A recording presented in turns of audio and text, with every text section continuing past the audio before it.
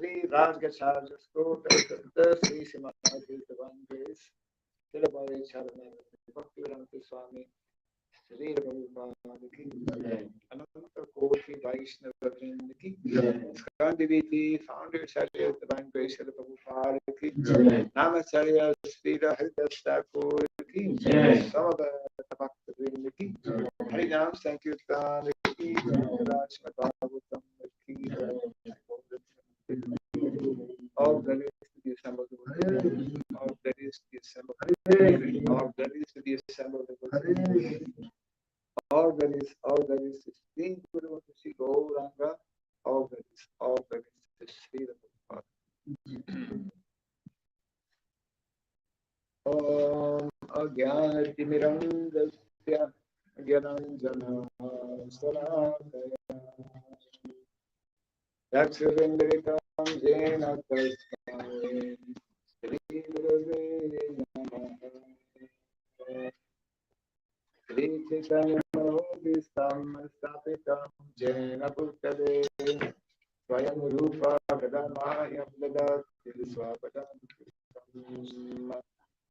Vandeham Sri Guru Sri Vikapatamam Sri Gurum Vaishnavam Shah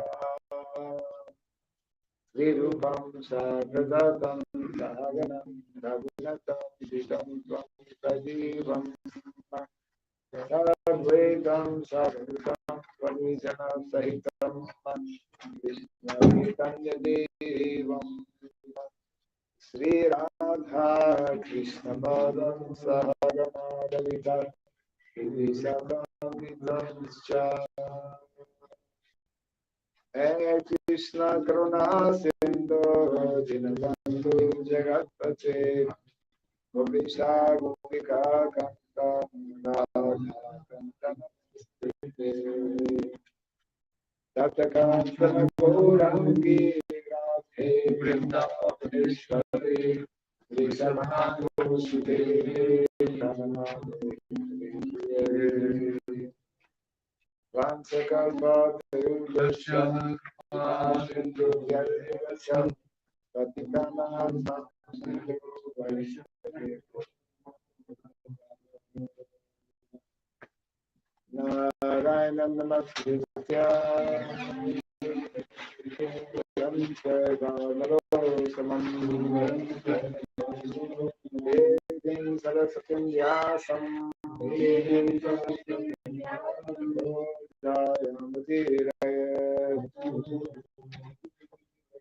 Before reciting the Srimad Bhagavatam, which is a very means of conquest, let us first offer a respectful obeisance unto Narayana, the personality of Godhead, unto Narayana Rishi, the supremest human being,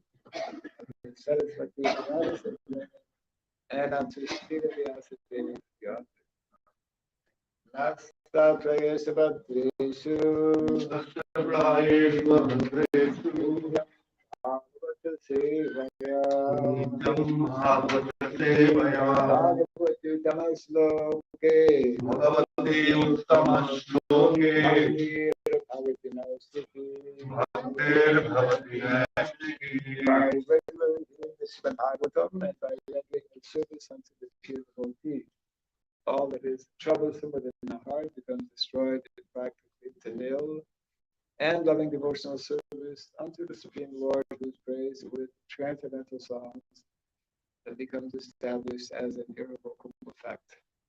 Idam Bhagavatam Nama Brahma Samhitam Uttama Charitam Sakara Bhagavan Rishi Shreyasaya Lokasya Punyam Swasyayanam It's Srimad Bhagavatam, known as the Grantara, as the king of all Vedic literatures, is the literary incarnation of God. It is compiled by the incarnation of God, Sri Vyasa Devi. It is meant for the ultimate good of all people. It is all successful, all blissful, and all perfect. Sri Krishna Chaitanya, Shri Krishna Chaitanya, Nityananda, Prabhu Nityananda, Advaita Gadadhara, Shri Advaita Gadadhara, Shri Vasadi Gauda Bhakta Vrinda, Shri Gaur Bhakta Vrinda, Hare Krishna, Hare Krishna, Hare Krishna, Hare Krishna, Krishna Krishna, Hare Hare, Krishna Krishna, Hare Hare, Rama, Hare Rama, Hare Rama, Hare Rama, Rama, Hare Hare, Rama Rama, Hare Hare. Om Namo Bhagavate Vasudevaya. Om Namo Bhagavate Vasudevaya. Om Namo Bhagavate Vasudevaya. Om Namo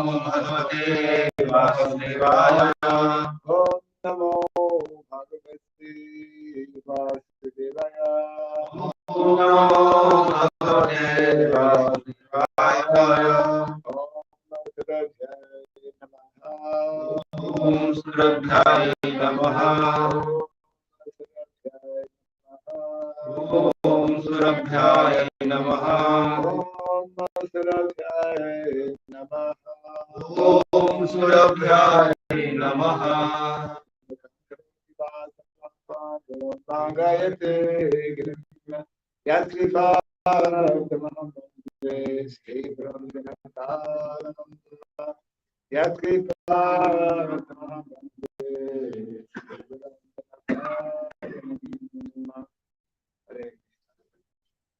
We lost a few players.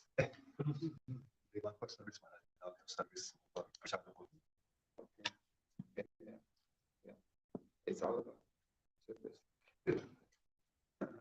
So we continue from the first canto of the Srimad Bhagavatam, chapter 2, entitled Divinity and Divine Service. And yesterday we covered text 12. So today we're doing text 13. Ataha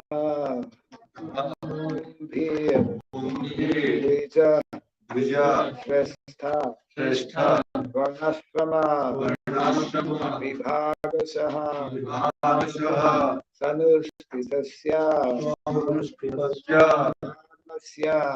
Dharmasya Samsiddhi Haritoshanam. You arranged that today this verse would fall on the last day. Kind of. By the progress. By higher arrangement. Atapumbhira Dvija Shrestha Varnashrama Vibhagashaha Sanustistasya Dharmasya Siddhir Haritoshanam. Atapumbhira Dvija Shrestha Varnashrama Vibhagashaha Sanustistasya Dharmasya Siddhir Haritoshanam. Atapumbhira Dvija Shrestha Varnashrama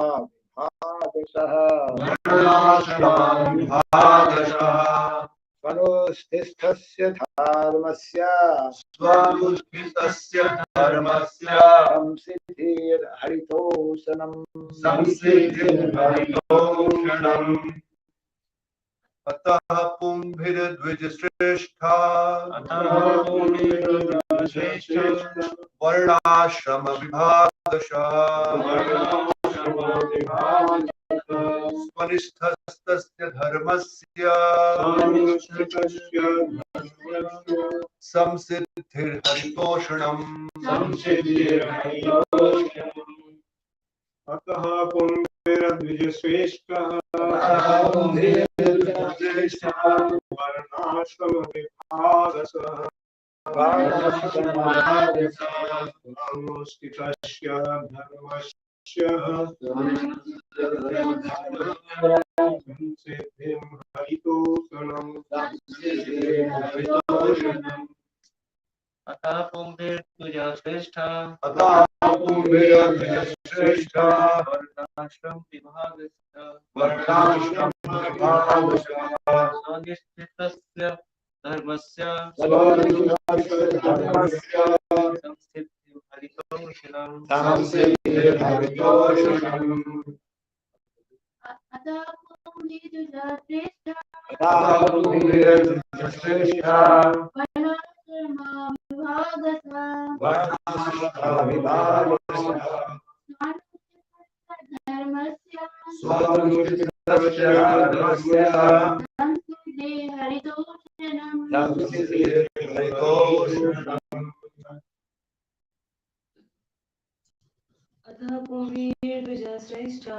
अतः पुंभिर्द्विजा श्रेष्ठा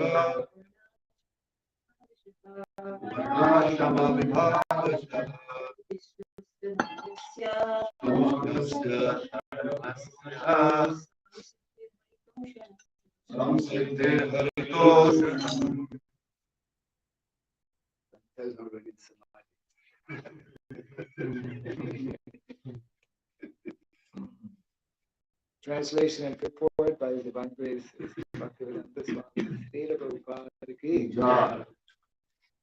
O best among the twice born, it is therefore concluded that the highest perfection one can achieve by discharging the duties prescribed for one's own occupations according to caste divisions and orders of life is to please the personality of Godhead.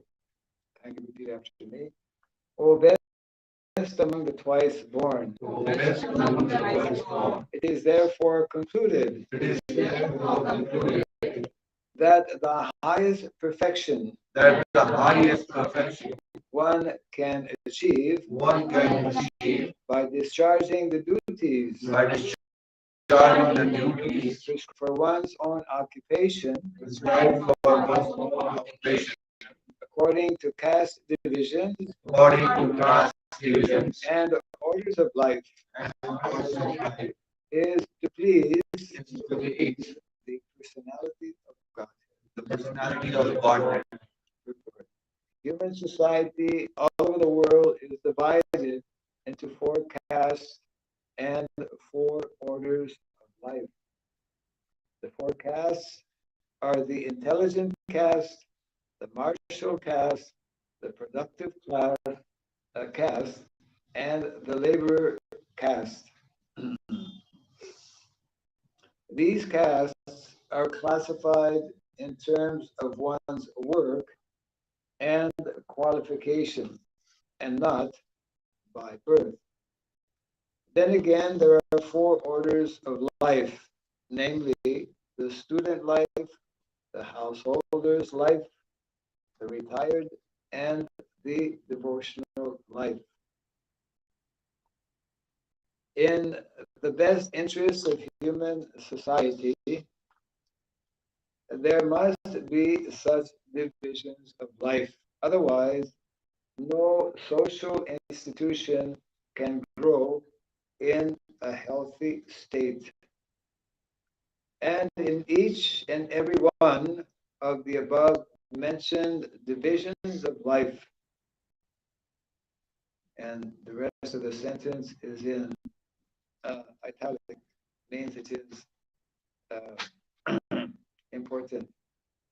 It is being emphasized. The aim must be to please the supreme authority of the personality of God. This institutional function of human society is known as the system of Varnashrama Dharma, which is quite natural for the civilized life. The institution is constructed to enable one to realize the absolute truth. It is not for artificial domination of one division over another. When the aim of life, that is, realization of the absolute truth, is missed by too much attachment for indriya priti, or sense gratification, as already discussed herein before, the institution of the varnashrama is utilized by selfish men to pose an artificial predominance over the weaker section. In the Kali Yuga, or in the age of quarrel, this artificial predominance is already current. But the saner section of the people know it well, that the divisions of castes and orders of life are meant for smooth social intercourse and high thinking realization, and not for any other purpose. Herein, the statement of Bhagavatam is that the highest aim of life, or the highest perfection of the institution of the Varnashrama Dharma, is to cooperate jointly for the satisfaction of the Supreme Lord. This is also confirmed in the Bhagavad Gita 4:13. Translation again. O best of the twice, O best among the twice born, it is therefore concluded that the highest perfection one can achieve by discharging the duties prescribed for one's own occupation according to caste divisions and orders of life is to please the personality of Godhead.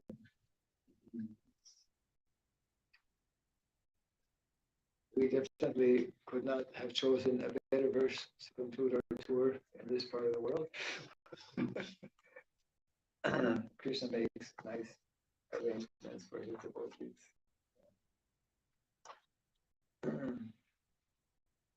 So one of many, we could say, famous verses in the Bhagavatam, full of very important meaning and extremely relevant in the context of our present civilization. This is one of the many verses quoted by Srila Prabhupada. So a number of aspects are being mentioned here. One of the first things is that Prabhupada is not afraid to use the word caste. We sometimes hear that, no, this word caste is very bad. Caste has become bad. 150 years ago, the word Vaishnava was bad. Yeah. In society, Vaishnava and Vaishnavi, 150 years ago, Vaishnavi meant prostitute. Because of the Sahaja movement, which completely derailed the teachings of Lord Chaitanya Mahaprabhu in the name of devotion, in the name of bhakti. There were all kinds of unscrupulous, unauthorized activities taking place. And therefore, this is the environment in which Srila Bhaktivinoda Thakur had to, he was born, he appeared in that environment which totally discredited actually Vaishnavism, and he had to struggle very, very hard to actually bring the glories of Vaishnavism by preaching the real message as given by Lord Chaitanya Mahaprabhu. In many ways, we have a similar kind of a task or challenge today to re-establish the glories of Varnashrama. Because the very word Varnashrama, to many, to people who are not devotees in particular, as well as to devotees, is a problem word. It's a no word. It's a taboo. You know, it denotes all kinds of negative connotations.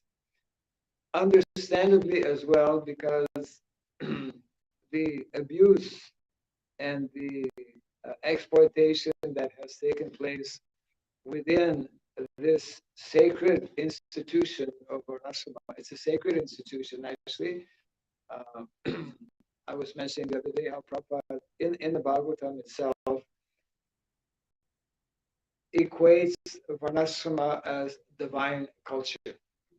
Divine culture. So it's a sacred institution, but unfortunately, practically since the beginning of Kali Yuga, there have been problems. It started with Shringi. Shringi started the whole thing. This young Brahmana boy who became overly disturbed by what he considered a great insult to his father, who was meditating in a cave.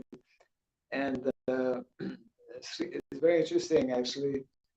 Srila Bhaktivinoda Thakur explains that this enmity, this major difference between the Kshatriyas and the Brahmanas started at that time.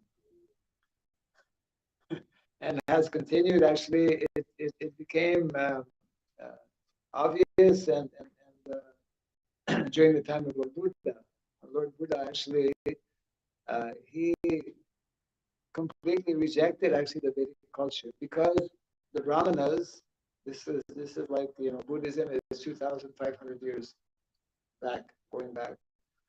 So at that time, the Brahmanas were abusing their position. Prabhupada makes reference in the Bhagavatam, in this purport here, how when the system is wrongly followed, then those who are in higher positions, in particular the Brahmanas and the Kshatriyas, the Vaishyas as well, but especially the Brahmanas and the Kshatriyas, they will exploit their subordinates. And this has continued up until even now, up until now. And that is why we were discussing the whole drama that took place just on the verge of India's independence. A whole drama, big ideological difference between two well-known personalities in the history, Gandhi, Mahatma Gandhi, and Dr. Ambedkar, which to this day has not actually been resolved. So the idea is that there have been, it is Kali Yuga, there have been problems with the system, with the application of the institution of Varna and Ashrama. But the simple knowing, the simple fact that it has been given to humanity, has been created by Krishna, on that basis alone, we should know that that is the most ideal and most perfect system when properly followed, when properly understood. That's the problem. Kali Yuga, we have difficulty understanding things. We are having less intelligence.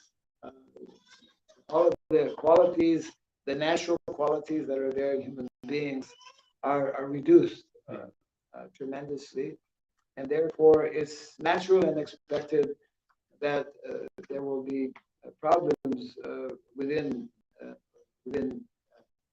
the understanding, or with the understanding, and within the execution of dharma. And therefore, what some people conclude is that it's just, well, it happened with Lord Buddha. Lord Buddha, of course, that's a whole part of the Leela that is there. Lord Buddha rejected actually the teachings of the Vedas. And we cannot compare Dr. Ambedkar to Lord Buddha, but he he also resorted to the same, in that he felt, his conclusion is that there's no remedy to the problems inherent, what he considered as inherent, built in, problems with the system of Varnashrama, that it was too intimately, closely connected with religion, with Hindu religion, and therefore his conclusion was that the best way to resolve the problems is simply to reject the whole teachings of the Vedas, which was his position, for which he wrote the famous, I guess it's a kind of an essay, the annihilation of caste. We'll talk about caste is mentioned here. The annihilation of caste. But you can't annihilate caste. We can correct the misdeeds or the abuses that are taking place within that system, but we cannot reject something that has been created and given by Krishna. And actually, when one begins to study this system, one begins to understand how very, very scientific it is. And it all begins actually by understanding the basics of the Bhagavad Gita. In the Bhagavad Gita, Krishna gives us, one of the verses we read the other day was on tattva. So tattva begins actually with Bhagavad Gita. There are 5 basic tattvas, or principles, 4 of which are eternal: Jiva, or Ishvara, beginning with Ishvara, Jiva, Kala, and Prakriti. And the 5th tattva, or 5th principle, is karma, which fortunately is not eternal. So Prakriti is eternal.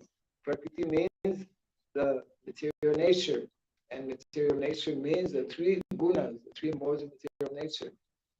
Unless one reads Bhagavad Gita, one will never know. I mean, this basic knowledge will be completely unavailable. So this, the gunas, the modes of material nature, are directly connected with the whole system of Varna and Asam. And therefore, Prabhupada makes that statement here, that Varnashrama is everywhere in society. One cannot avoid the system of Varnashrama. But one can purify, one can learn how to properly introduce the proper understanding of that system. And of course, our more recent acharyas have spoken about Daiva Varnashrama. And in the pages of the Bhagavatam, we don't we hear about, as mentioned here, Varnashrama Dharma. Varnashrama Dharma means actually Daiva Varnashrama. And our more recent acharyas have added the word Daiva to especially bring out the spiritual or divine aspect, which is meant to be focused on devotional service to Krishna. So therefore, our more recent acharyas have especially tried to highlight the importance, and I would say of all the more recent acharyas, our founder acharya of ISKCON, Srila Prabhupada, has, I would say, more extensively spoken on the subject matter of Varnashrama and how, although we are part of the movement of Lord Chaitanya Mahaprabhu, and although seemingly, Lord Chaitanya Mahaprabhu minimized or even rejected, some devotees are of the opinion that Lord Chaitanya actually rejected Varnashrama. In that whole conversation with the I mean, it's like they're, see, he said, no, it's not important. So why are we giving importance? Well, why is Prabhupada telling it's important? Actually, Prabhupada made various statements that initially might appear contradictory or even at least controversial. One of the statements that Srila Prabhupada made was that Lord Chaitanya Mahaprabhu, he is the supreme personality of Godhead, and he exhibited, especially in the latter parts of his pastimes in Jagannath Puri, a lifestyle that simply cannot be imitated. I mean, he was in Samadhi for the last 12 years of his life, practically speaking, not going out of his room and not talking to anyone, isn't it? Mahaprabhu was in Jagannath Puri from the age of 30 to 48. And those within those 18 years, the last 12 years, he was totally cut off. He closed himself from all definitely public contact, public. He didn't go out of his room. Did not interact. The only individuals with whom he interacted were Swarup Damodar and Ramananda Roy, isn't it? So one of the statements made by Srila Prabhupada is that we will not imitate Lord Chaitanya Mahaprabhu. We cannot imitate him by simply disconnecting ourselves with society and simply, absorbing ourselves. This is only very rarely seen. The only other personality referred to by Srila Prabhupada who could do this was Namacharya Srila Haridas Thakur. So Prabhupada very clearly explained how we cannot imitate such personalities, and therefore, as he mentions here also, this system given by Lord Krishna himself is meant to be followed. And that system will help us actually become purified and attain these higher realms of self-realization, isn't it? So when such clear instructions are given by personality like Srila Prabhupada and also supported by other Vaishnavacharyas, in particular Srila Bhaktivinoda Thakur, as well as Srila Bhaktisiddhanta Saraswati Thakur, we should not so quickly and whimsically reject that system, but rather we should see it as the proper way by which we can live our lives. Here it mentions about prescribed duties, which is a whole major subject matter. We've been touching on that in the last during various seminars. Prescribed duties are, and prescribed means it is recommended. Recommended by whom? Recommended by Shastra. Recommended by Krishna ultimately, isn't it? And this is still in many ways unknown in modern day society. So there is, Prabhupada made it very, very clear in many statements that unless and until this system is established within society, then there will remain the kind of chaotic situation that we have. And we also see, we were discussing on this point just a few days ago, after the disappearance of Lord Chaitanya Mahaprabhu, the movement that he had established with the help and assistance of the Goswamis and other such great personalities, somehow became derailed. And so therefore it means that when we are not sufficiently attentive in hearing and putting into practice or following the instructions given by our acharyas, then it creates havoc, within society.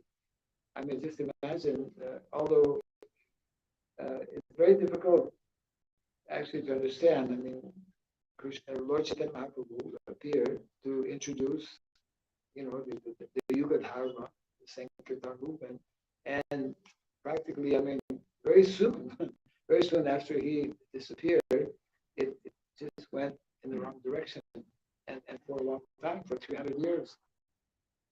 And now, by the tremendous efforts of personalities like Srimad Bhakti Vinod Thakur, Bhakti Siddhanta Saraswati Thakur, and Srila Prabhupada, we see that now it is being reintroduced in this proper way, but there are dangers, or it is not at all easy. Anything we try to do in Kali Yuga will be difficult. Therefore, the need to be even more cautious in how we are attempting to do this. Of course, we are instructed that whatever it is that we are doing, it should fall in line with Guru, Sadhu, and Shastra. We should always be checking again and again. And that's a whole other debate as well. One may ask, which of the three is the most important? Because somebody will say, well, my Guru Maharaj said like this. My Guru Maharaj said like this. And Guru is meant to speak the absolute truth. So therefore, Guru is most important. Guru is most important, yes, but Guru, instructions coming from the spiritual master must also be in line with what other sadhus, acharyas are telling, and what Shastra is telling. And Guru is always instructing that whatever it is that we are following or that we are teaching, it is based on Shastra. Just like yesterday, the day before yesterday, we were discussing about Tattva and how this very point is made in the Dasamula Tattva by Srila Bhaktivinoda Thakur, that we can only understand all of these tattvas by first accepting the Vedas as the base or source of all knowledge, source of authority. It means Shastra. Shastra is our authority, and all acharyas, let's say, we can understand the teachings of all of our acharyas by equating that or by looking or comparing that with what is mentioned in the Shastras. And Shastras, we know, because it is given by Krishna, we follow what is called Sanatan Dharma. So these teachings are eternal teachings, and this is very important to understand, these same principles that are given for the system, for the institution of Varna and Ashrama, are forever meant to be implemented or followed. They are unchanging. It is unchanging knowledge. It means it is an unchanging system.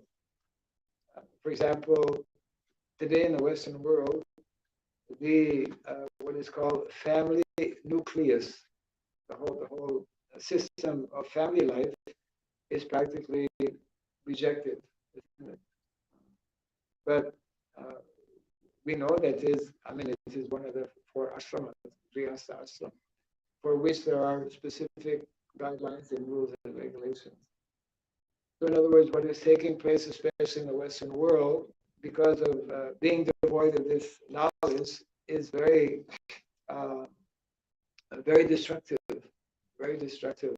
I mean, we have no idea how, what kind of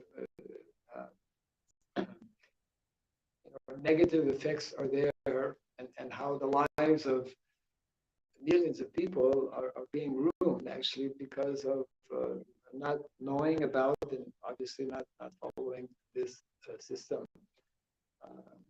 Promiscuity, modern day society is openly, even leaders in different countries are openly advertising and promoting sinful activities by allowing intoxication, by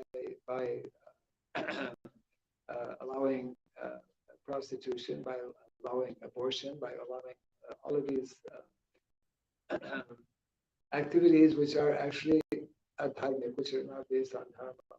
Therefore, Srila Prabhupada was always, very strong on this point, that not only there is a need to create brahmanas who understand Shastra, but also we must educate and we must introduce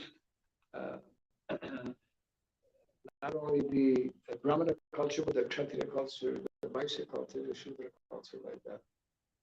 So this verse is very important, and the purport given by Srila Prabhupada further elaborates on this. He also mentions in some conversations how for the vast majority of people in this world, in Kali Yuga,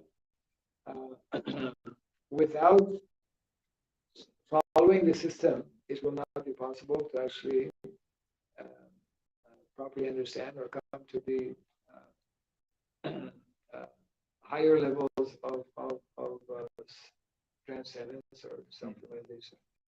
In other words, very clearly, Prabhupada explains that the system, this institution of Varna and Ashrama is necessary for us. It is necessary to follow in order to become Vaishnavas. There are a number of statements like that given by Srila Prabhupada. So therefore, it is important for our devotees to at least discuss the subject matter. It's one thing, what is it? Whenever there is a danger, rabbits close their eyes, something like that.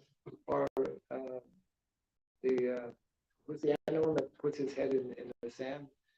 And whenever there's dangers, certain animals, they just kind of ignore it. daughter is also they. Yeah, yeah. Snakes. They were Who's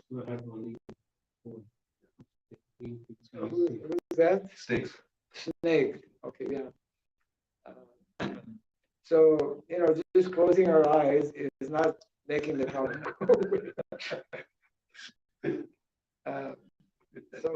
So therefore, Varnashrama is an eternal system. Eternal system. One time, many years ago, one devotee was asking me, how do you understand that Varnashrama is eternal? And when we, to easily understand this point, when we know that Varnashrama is intimately related to or connected with the gunas, the modes of material nature, and we know that the modes of material nature, are eternal, prakriti, as explained in the Bhagavad Gita. So then we can understand that system, whenever the material world is created, Krishna creates it in the same way. It's not that in some planets or in some creation is like different. The the material elements, earth, water, fire, air, ether, the gross material elements, the subtle material elements are the same elements every time they are created. So Krishna has a system, and because it's a perfect system, there's no need to change it. So the Varnashrama system is a perfect social system. There's no need to change it. We simply need to hear from our acharyas and understand how it is meant to be applied. So when Prabhupada mentions, when he explains about the four movements, the fourth one he refers to as classless society, which is misleading initially, but Srila Prabhupada is we can only understand this term by hearing further explanations from the person who has mentioned it. I mean, by Srila Prabhupada mentions classless society, and he explains what actually that means. That we still maintain society cannot function without these natural divisions. They are natural divisions. So let's see.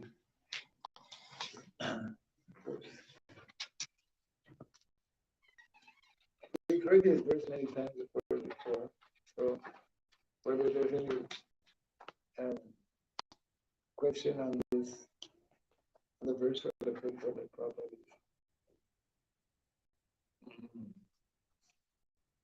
explaining a little bit here.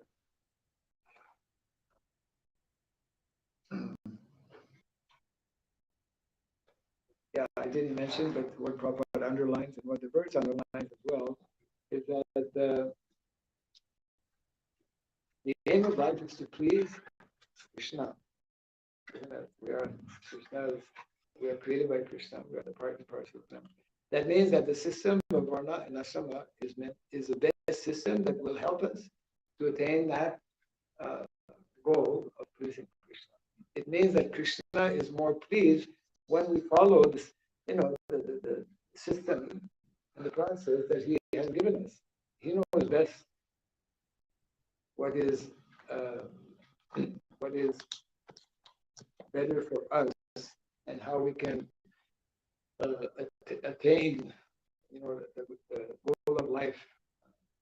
The goal of life is not simply to have that perfect system in place, but the goal of life is to actually render service to Krishna or please Krishna.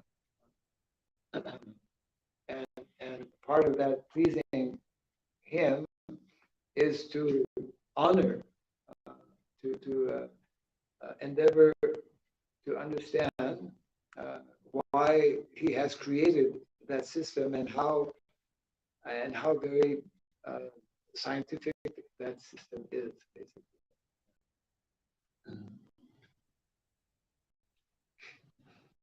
So the question comes, why is it so difficult for devotees to even talk about it?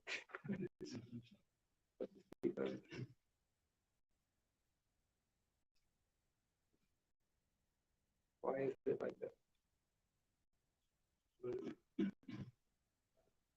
One time Sri Prabhupada, when he was interviewed about his Varnashram, so he mentioned, watching this black and white video Maharaj. One mentioned, he said that you already have the system. You call some other system, but it's Varnashram actually. He said you have 4 classes of management. You have a intellectual class, like a professor, lecturers, universities. Yeah. Then you have the army. Yeah. You have marketer, merchant, and then you have the people who are working. Yeah. He said whether you call them like this, classify them or not, but you have this system. Right. Yeah. But the thing about the legislation, something with devotion, that is missing part there. Because they are not working to please the Lordship. Yes. And coming to the devotees Maharaj, so here they all are trying to please Krishna. But maybe that order is probably not in that order, but goal of life is to please Krishna definitely. Yes. Yes. What you're mentioning is similar to what is explained in the purport. Varnashrama is already there under different names, but it is Perverted form. yeah, correct. It is a perverted reflection of the original thing in terms of what is meant to be the primary goal and objective of this natural division that already exists within society. People are not knowing that all of these seemingly material activities are meant ultimately to please and to satisfy Krishna. Yeah.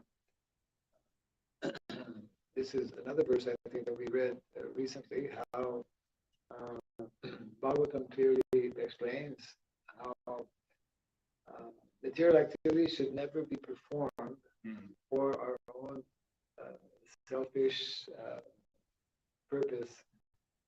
All material activities are meant to be performed for the pleasure and satisfaction of Krishna, because everything belongs to Him. Beginning with ourselves, we are created by Him. So, yes, the situation is as follows actually for we say karmis, or the grossly materialistic persons. They're already working within that system, although they don't know about the system, they don't understand it, and as Prabhupada would explain, the missing point is not there. Krishna is a missing point. And if we look on the other side, let's say for devotees, the devotees know, because that's being emphasized again and again, that, some Siddhi Hari Toshanam, as mentioned here, goal of life is to please Krishna. But the devotees are still not quite understanding that part of this, let's say, objective or goal, or to reach that goal and objective to please Krishna, although bhakti within itself, pure bhakti, pure devotional service, attains that goal, reaches that goal very easily, but to come to that platform of being performing pure devotional service, we all know is not at all easy, and therefore the means or the system or the tool given by Krishna is this system of Varnashrama. So the devotees know the goal, but they still don't understand largely that there is a recommended process or tool or system which is given by Krishna himself. Hmm. And he should know better than anyone else, and he does, of course. And that system is the system of Varna and Ashrama. As I was mentioning, this important statement by Srila Bhaktivinoda Thakur, wherein he mentions that this system of Varnasrama is for the Vaishnavas who are still in their conditioned states. Mhm. I mean, we have to recognize and accept and come to terms with the fact that we don't immediately become pure devotees, even after so many years, isn't it? So, yeah, we as devotees are that was the main argument that some devotees were presenting to Srila Prabhupada. You can read it actually in the conversations. I forget which year, maybe 76 or 77, when Prabhupada was quite strong in mentioning that Varnashrama needs to be taken up, needs to be introduced within our society and in general society as well. And the devotees were mentioning, well, Prabhupada, we thought that all we need to do is chant Hare Krishna, right? Chant Hare Krishna and be happy. That's the formula, isn't it, Prabhupada? So, and then the devotee, it was like a back and forth. Prabhupada loved, and he would often encourage these kinds of discussions, because he would defeat his opponents, regardless of which side he took. Also, even taking the side of Karmis, Prabhupada would defeat them.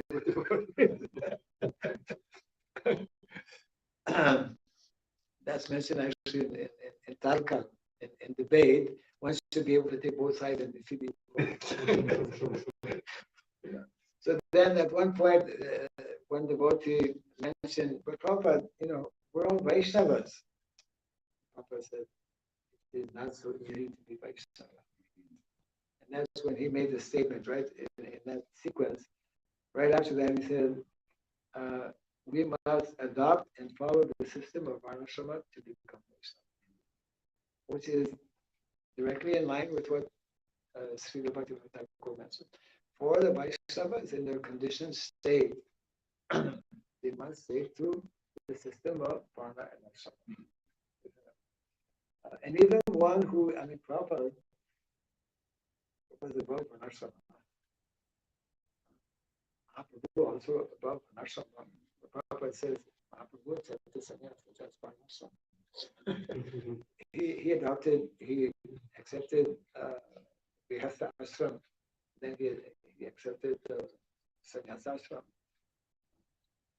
So, Prabhupada also states how the Uttamadhikari, for preaching purposes, he'll come down from that platform to the Madhyamadhikari platform. So, it's a question of, naturally, it's not easy because of all of for such a long time, for centuries. For centuries, the system has been abused.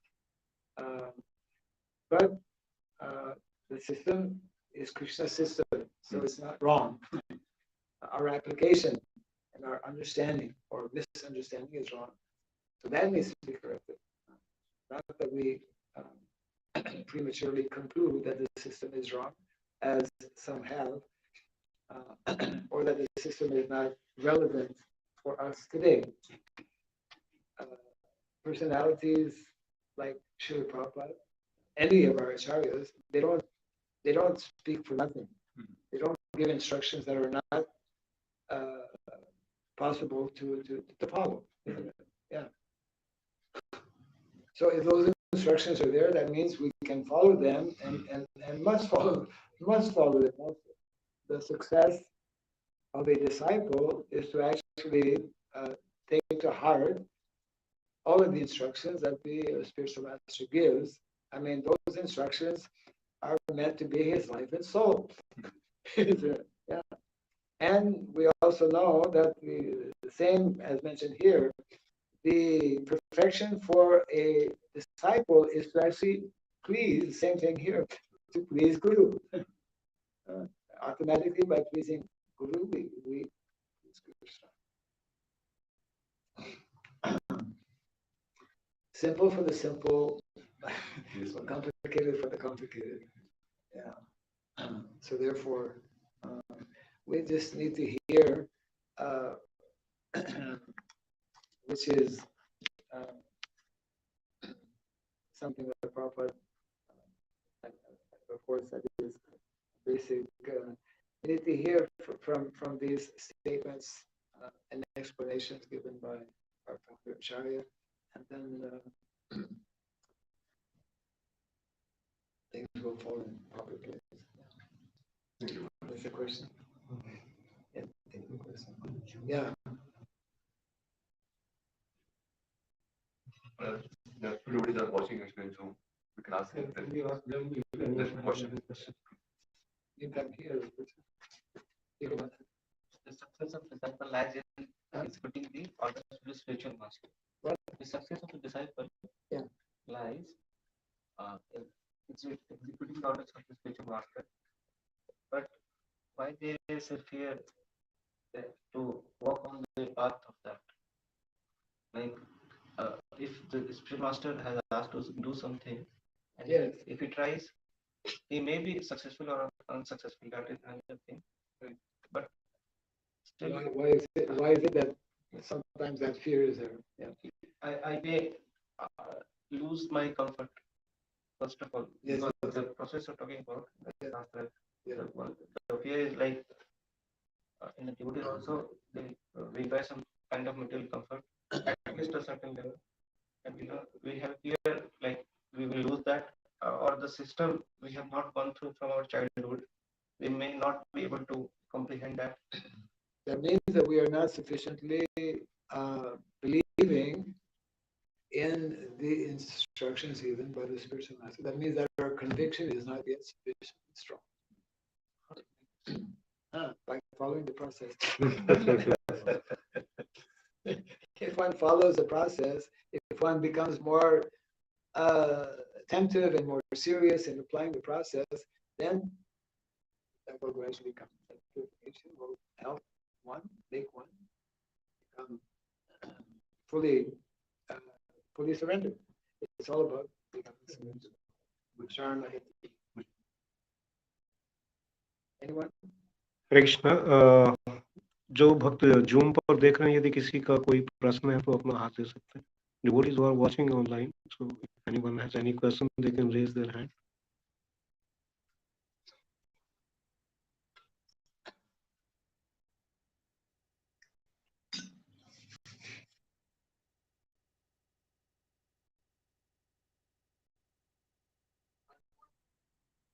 Yeah. But Shira Haridas Thakur, he chanted 192 rounds daily. But he is an eminent personality. So if he chants 16 rounds or 64 rounds, like Shri Prabhupada, and next time he could Terminate. Why it's like that? I don't know why. Some personality chants so many rounds.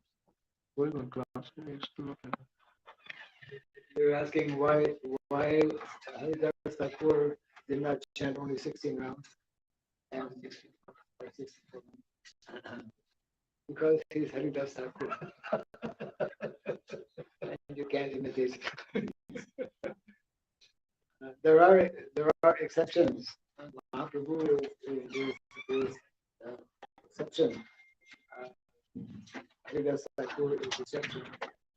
And to highlight how authentic and how profound and how deep is the process, and where eventually that can lead one to, but the vast majority of conditioned souls cannot cannot imitate and should not attempt to imitate those personalities.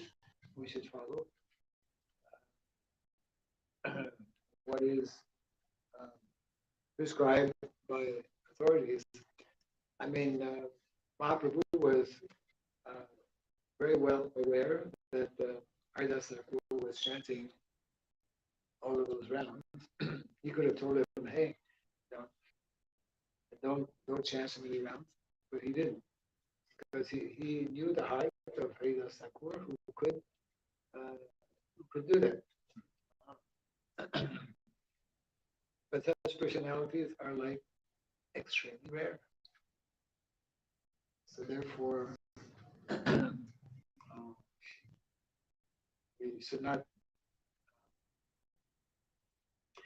we should not be disturbed that some people don't fall within the system of varnashrama, but they're very rare. One actually who is on that level, he's above varnashrama. And varnashrama is a material arrangement or system which is not ruled in any way by bhakti. Bhakti is totally on another level. But because we're not immediately on that level, and it's not possible to immediately come to that level, therefore we adopt and respect the divine arrangement of the varnashrama system. So some devotees they think something. Some devotees think so many things.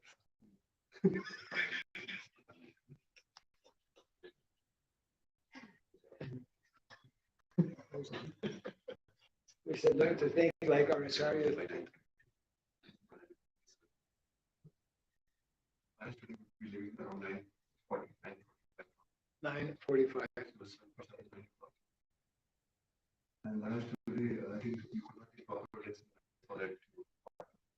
No, I think because I drank a little more milk. No, Because now once we leave Maharaj from here 9:45, we'll be back by 3. one we leave by 9:45, by 3. We'll come back by 3.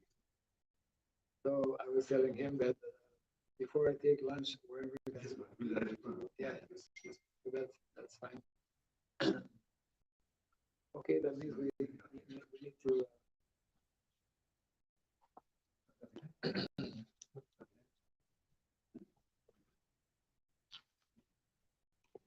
So we'll close this section of the morning program. Yes. Jai Kanhaiyadesh Yatra.